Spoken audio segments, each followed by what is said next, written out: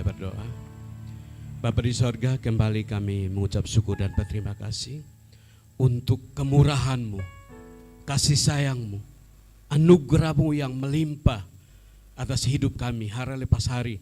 Sampai dengan saat ini kami boleh ada sebagaimana saat ini. Terima kasih Bapa untuk kekuatan kesehatan, napas hidup, umur panjang yang Tuhan anugerahkan kepada kami.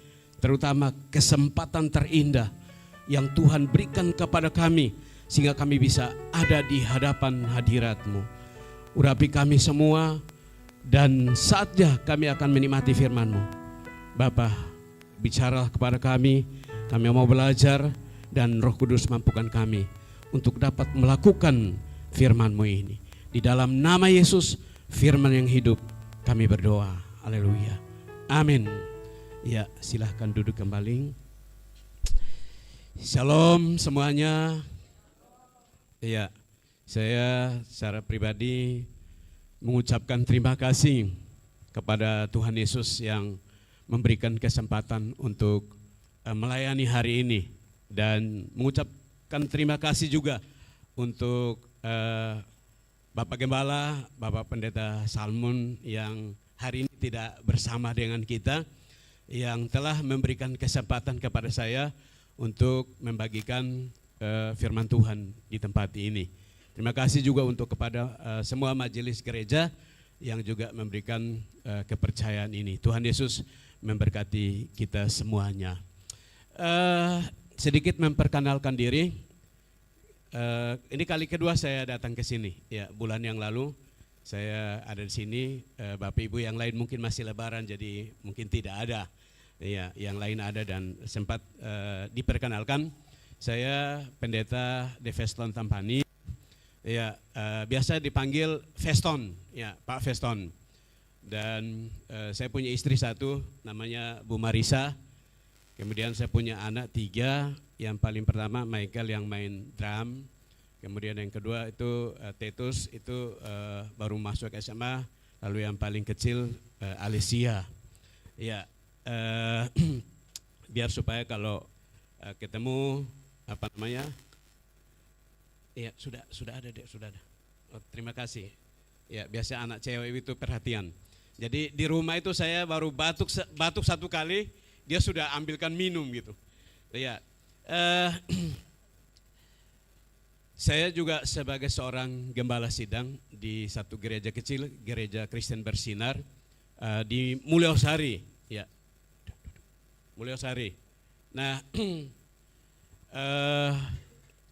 waktu sebelum corona saya juga pakai ruko. Tapi begitu corona, semua kegiatan berhenti di rumah dan rukonya dijual. Akhirnya saya ibadahnya online sampai dengan hari ini. Hari ini saya punya anak yang kedua tidak ikut dan anak angkat saya. Waktu lalu kami datang semua. Mereka tidak ikut, saya tugaskan mereka buka Zoom di rumah untuk ibadah. Dan ada hamba Tuhan satu dari Siantar, ya dari Medan, saya suruh untuk khotbah hari ini. Nah, ya saya kira begitu saja perkenalan, nanti terlalu panjang, waktunya singkat. Bapak Ibu Saudara-saudara yang dikasihi oleh Tuhan Yesus, mari kita lihat satu bagian firman Tuhan hari ini dalam Kolose pasal 3 ayat 1 sampai dengan yang keempat. Kolose 3 ayat 1 sampai dengan ayat yang keempat. Ya, terima kasih Kaisa sudah bisa tampilkan di sana. Jadi kita baca.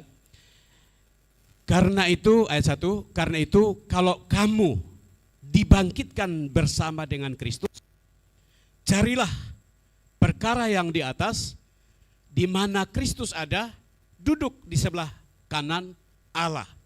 Ya, ayat yang kedua, pikirkanlah perkara yang di atas, bukan yang di bumi. Ayat yang ketiga, sebab kamu telah mati dan hidupmu tersembunyi bersama dengan Kristus di dalam Allah. Ayat yang terakhir, apabila Kristus yang adalah hidup kita menyatakan diri kelak, kamu pun akan menyatakan diri bersama dengan Dia dalam kemuliaan. Ya, karena saya tidak kasih PowerPoint. Nanti Kak Hizkia tampilkan saja ayat per ayat ya. Kita mulai dari ayat yang pertama. Renungan saya hari ini di bawah tema hidup bersama dengan Kristus. Hidup bersama dengan Kristus.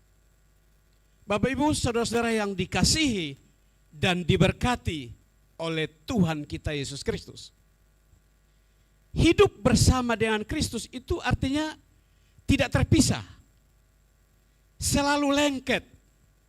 Nih ya, kalau orang masih pacaran, saya ingat waktu saya masih pacaran dengan istri saya, tiap sebentar-sebentar tanya, di mana, ya, lagi ngapain, lagi buat apa, sudah makan, belum, pokoknya, jadi ya mungkin hubungannya seperti itu. Selalu bersama, walaupun jauh, pernah pulang ke Nias, ya istri saya dari Nias, Sumatera Utara, ya. Waktu pulang ke Nias, itu rasa dekat. Ya, untung itu ada HP, jadi bisa telepon gitu. Tapi zaman itu belum ada HP yang bisa video call gitu, jadi hanya suara saya. Tapi waktu dengar suara itu rasanya tetap cantik sekali. Nah itu, jadi Bapak Ibu, begitu dengar telepon, sayang, kakak, biasa kebanyakan panggil abang gitu. Ya kalau orang dari sana itu abang gitu.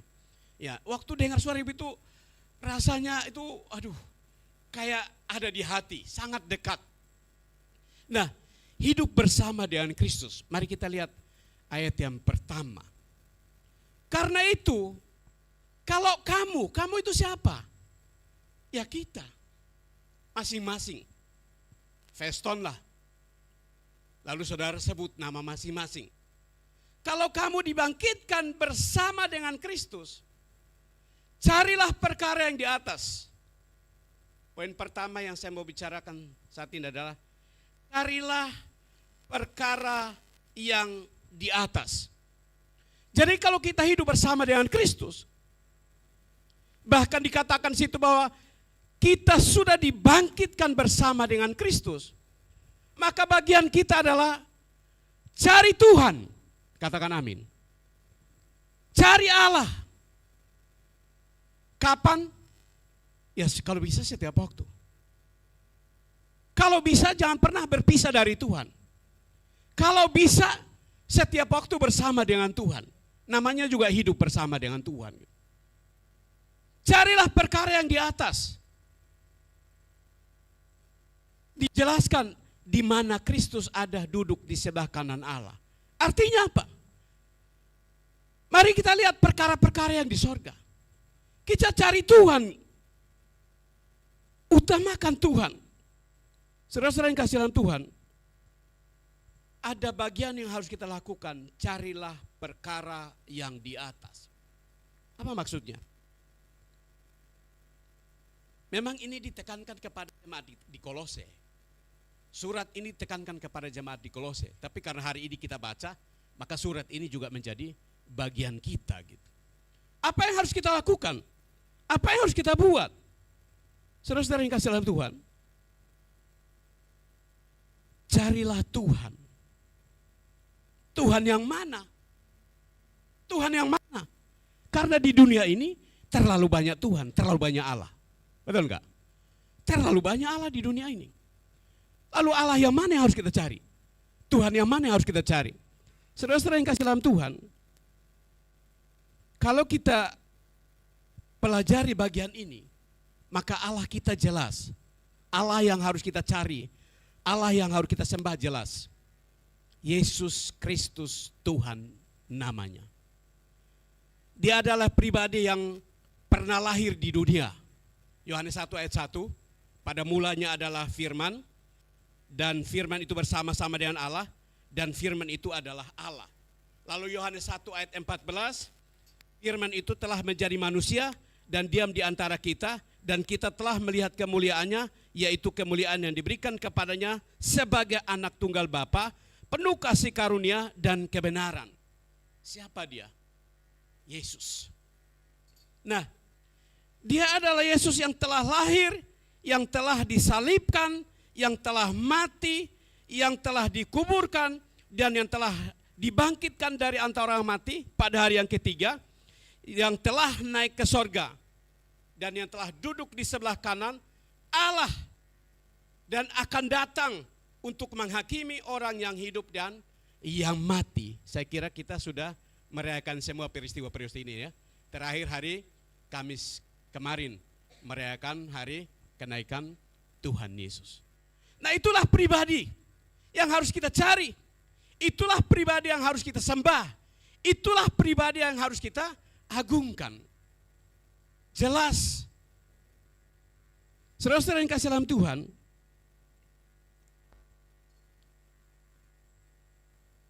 Yesus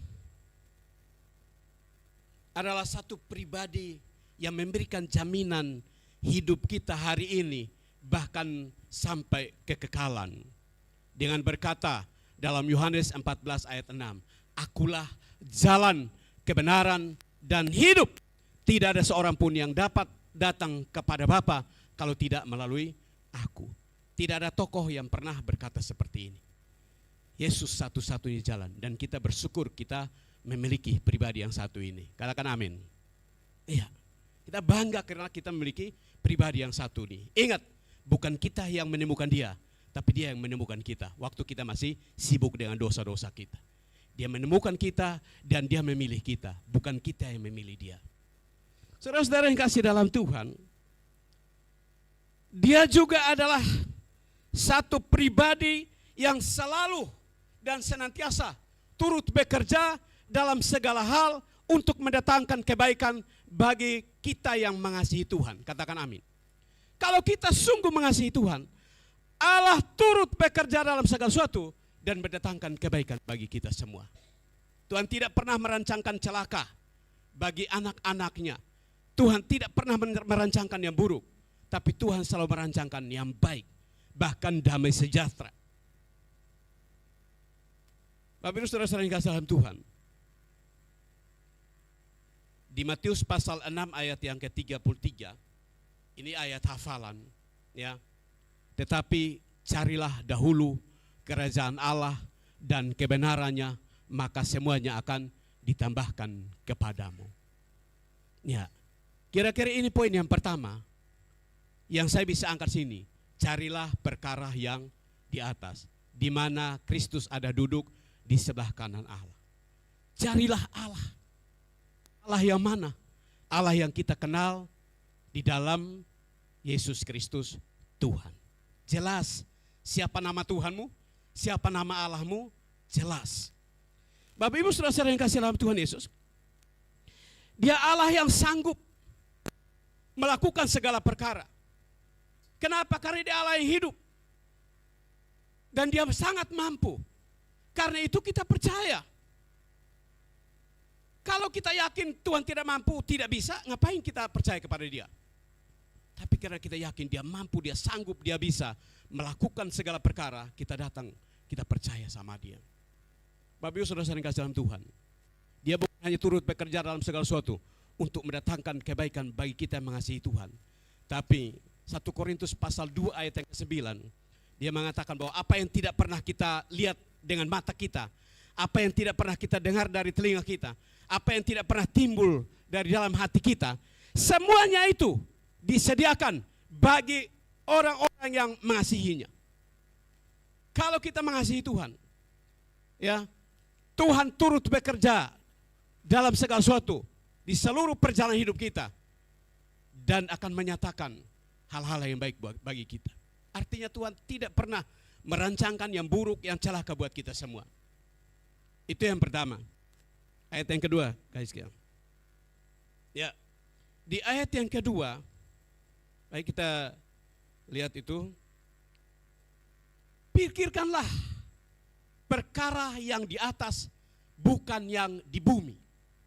Ya, pikirkanlah perkara yang di atas, bukan yang di bumi. Kalau kita sudah menemukan Kristus dan kita hidup bersama dengan Kristus, maka bagian kita sekarang adalah pikirkanlah perkara-perkara yang di atas. Di mana? Perkara-perkara sorgawi.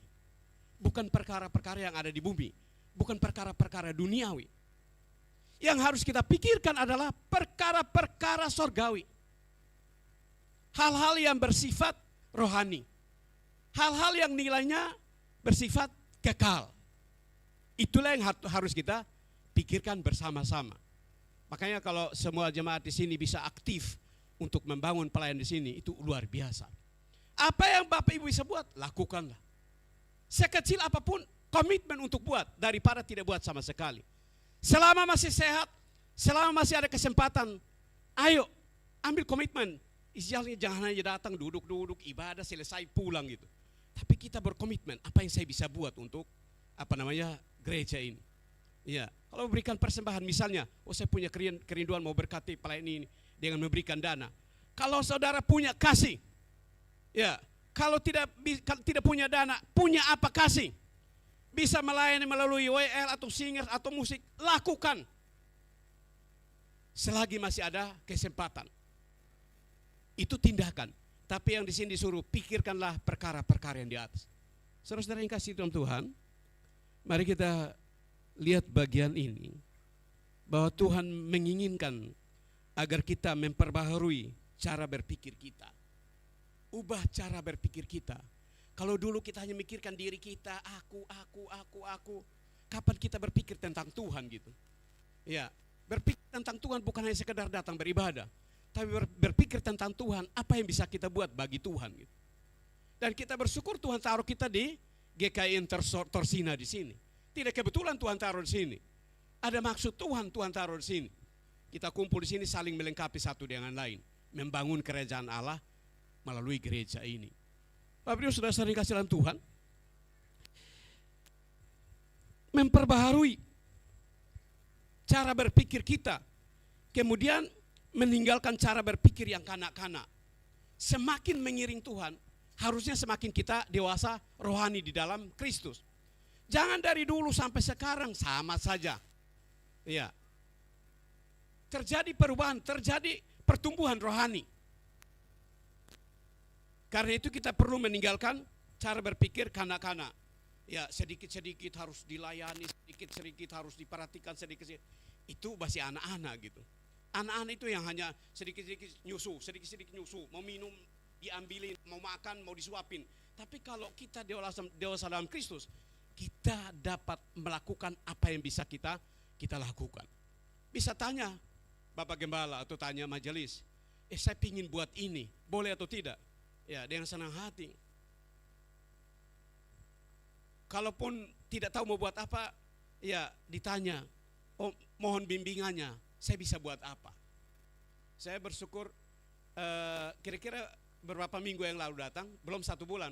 Saya datang kan LCD-nya ini kan kabur-kabur. Ya, tapi waktu itu Pak Gembala katanya ganti. Saya datang hari ini, cerah pokoknya luar biasa gitu. Ya, jadi ya hal-hal kayak begitu. Apa yang bisa Bapak Ibu buat, Bapak Ibu kerjakan gitu. Nah, di Roma pasal 12 ayat 2, kita harus berubah memiliki cara berpikir seperti Allah. Tidak punya cara berpikir seperti manusia. Lalu hendaklah kita menaruh pikiran yang terdapat dalam Kristus Yesus. Filipi 2 ayat 5. Memikirkan perkara yang di atas bukannya di bumi, yaitu perkara yang benar, sekali lagi, yang mulia, yang adil, yang suci, yang manis, yang sedap didengar, disebut kebajikan dan patut dipuji. Filipi 4 ayat 8. Sebaliknya, kita membuat perkara yang keliru, yang najis, yang curang, yang pahit, yang jahat, dan tidak terpuji. Matikanlah manusia lama kita atau bertobat. Kalau kita lihat terus ke ayat ini, ayat 5, ya, Kolose pasal 3 ayat yang kelima.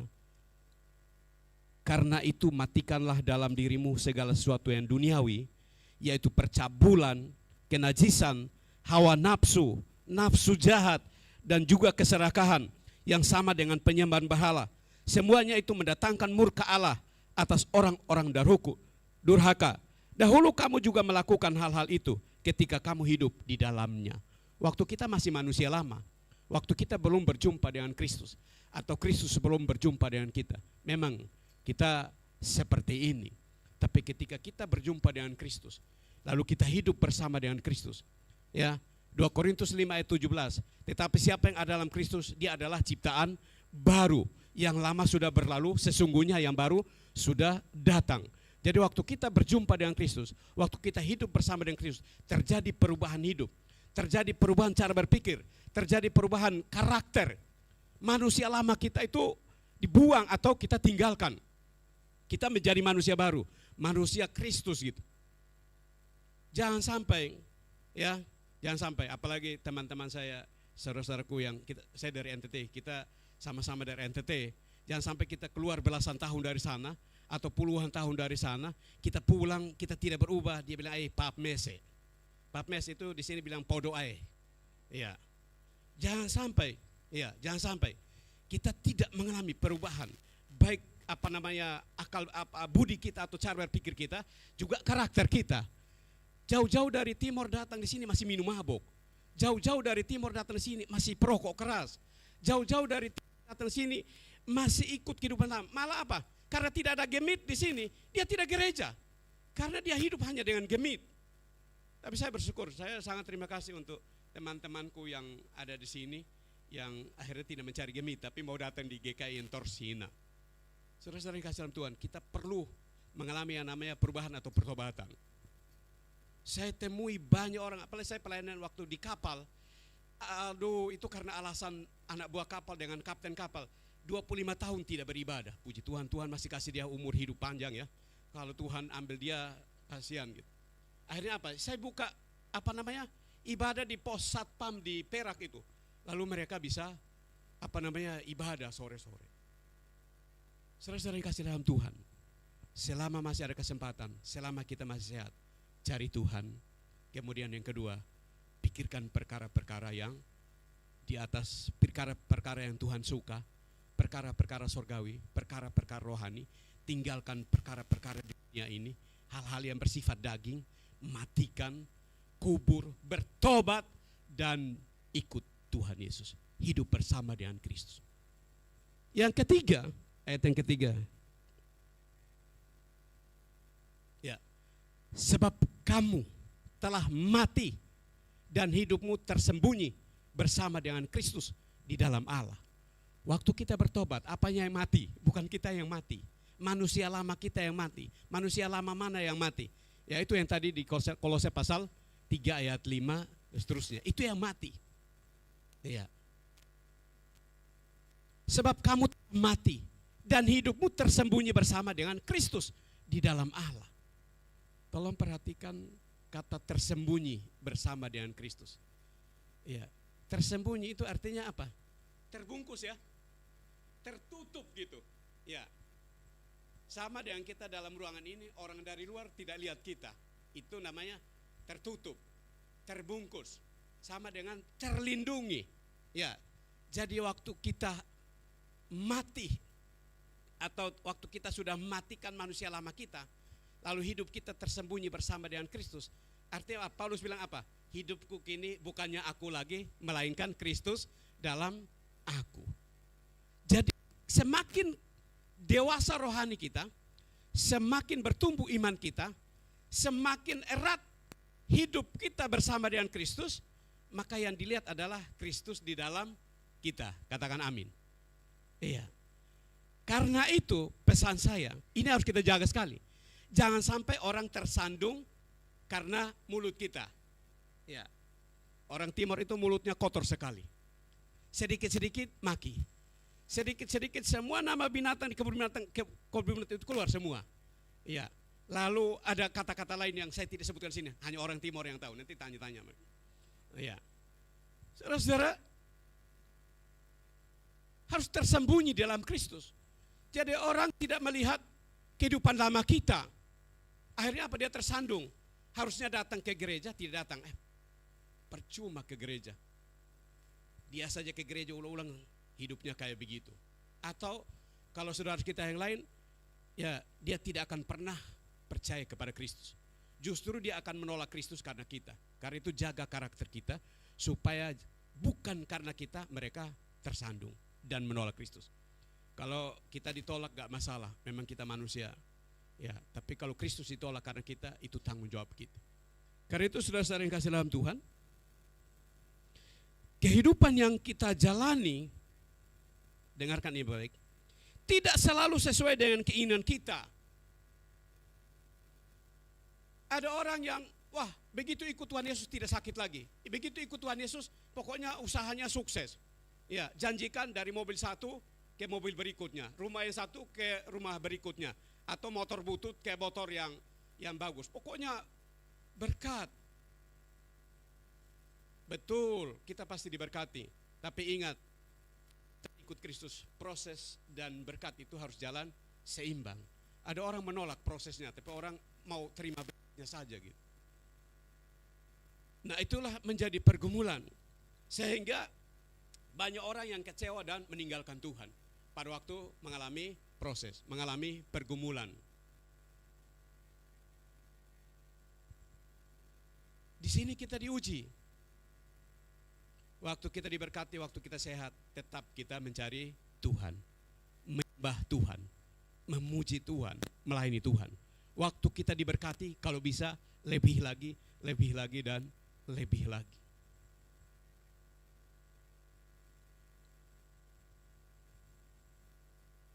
Tidak sedikit orang yang kecewa dengan Tuhan, karena apa yang diharapkannya itu tidak terjadi seperti yang dia bayangkan atau dia pikirkan. Dia mundur. Bukan hanya jemaat, tapi banyak hamba Tuhan juga kayak begitu. Mundur dan lari. Tapi hari ini saya mau pesan sama kita. Apapun yang terjadi dalam perjalanan hidup ke depan, ingat bahwa kita tersembunyi bersama dengan Kristus. Artinya apa?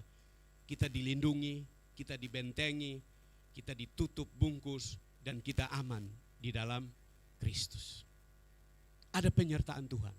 Ada pemeliharaan Tuhan, ada perlindungan Tuhan yang sangat sempurna bagi mereka yang mau hidup bersama dengan Dia. Terakhir, ayat yang keempat.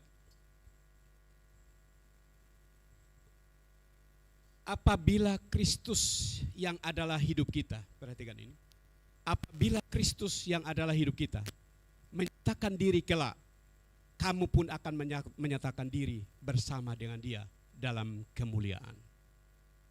Ayat ini sebenarnya bicara tentang kedatangan Tuhan Yesus yang kedua kali. Ada janji yang luar biasa buat kita yang mau setia sampai ke sana.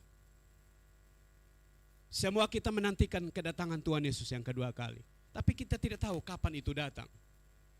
Karena itu sambil menunggu kedatangan Yesus yang kedua kali, sambil mempersiapkan diri. Jangan sampai bukan Yesus yang datang, tapi kita yang pergi untuk menjumpai Yesus. Nah, sebelum hari itu terjadi sama kita, kita mempersiapkan diri. Bapak Ibu saudara-saudara yang kasih dalam Tuhan, bicara tentang kedatangan Tuhan Yesus itu pokok bahasan yang cukup panjang. Dan saya tidak mau bicarakan di sini, nanti lain kali bisa dibicarakan oleh hamba-hamba Tuhan yang lain.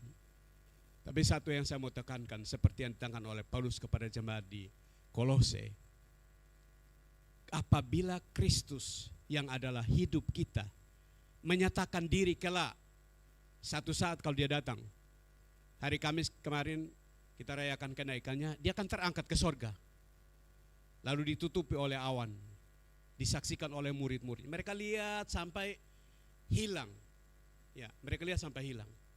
Lalu mereka pulang dengan sukacita dan hidup di bait Allah, memuliakan Tuhan. Kita di sini sedang menantikan kedatangan Tuhan Yesus. Ayat yang dalam Kisah Para Rasul itu dituliskan bahwa Kisah 1 ayat 9 sampai 11 dituliskan bahwa Yesus yang sama yang waktu terangkat ke sorga, yang disaksikan oleh murid, akan datang dengan cara yang sama. Gitu. Ya, jadi Dia akan dilihat. Waktu Dia datang, Dia akan dilihat oleh mata atau oleh kita. Akan dilihat. Dia akan datang dengan cara yang sama. Nah, itu terlalu panjang. Waktunya juga tidak ada yang tahu. Ya, sambil menunggu itu persiapkan diri. Yang penting di sini adalah 3 poin tadi yang saya katakan. Carilah perkara yang di atas. Yang kedua, pikirkanlah perkara yang di atas. Lalu yang terakhir, ya, tersembunyi bersama dengan Kristus. Andalkan Tuhan, serahkan hidup sama Tuhan, Tuhan memimpin jalan hidup kita, percayalah bahwa Tuhan tidak akan pernah mengecewakan kita. Dia berjanji tidak akan pernah meninggalkan dan tidak akan pernah membiarkan kita. Karena apa? Dia Allah Immanuel yang menyertai kita kapanpun, dimanapun, dalam keadaan apapun. Amin.